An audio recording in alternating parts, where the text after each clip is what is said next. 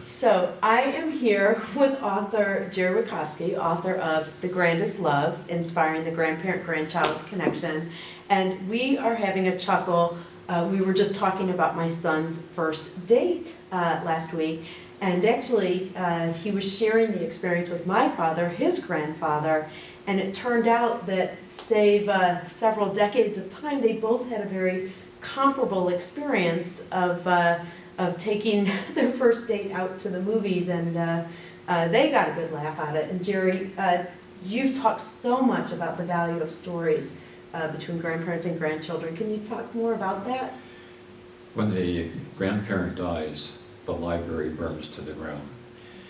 And by the library, I mean in our heads, there's volumes and volumes of experiences, of books. Not only in our grandparents' books heads, but also in the heads of everybody sitting around the table, from the 4-year-old all the way up. So that what I hope people would learn is that sharing life experiences mean a great deal to each other. Just think of the commonality of your father and your son. When your son talks about dating and your father says, I had a similar experience. What does that make him feel like? That he's not alone, that there's not something that he's so unusual, but that Grandpa had the same experience 1,000 years ago. Right, when he walked his pet dinosaur. Well, it was not only that Grandpa had the same experience, but I think too that the story from my grandfather and that similar experience comforted and helped my son in a way. As a parent, we often want to just give advice and solve it. You know, I'll call the girl's house, and which was completely inappropriate. So it seems like stories sometimes can be a way of teaching. Yeah. It's a way of teaching how the grandfather handled a similar situation, and the grandfather, your son, respects your dad, and the respect of the elder in the family.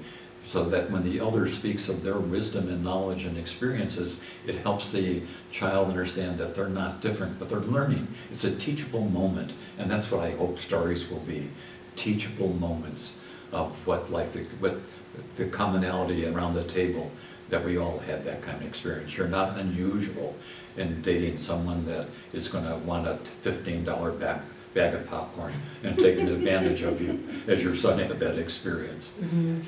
So, well, that's wonderful. So is there anything else? I know you talk a lot about storytelling and the value of that in the book, The Grandest Love. Are there any final words of wisdoms to maybe grandparents or kids for getting started on storytelling?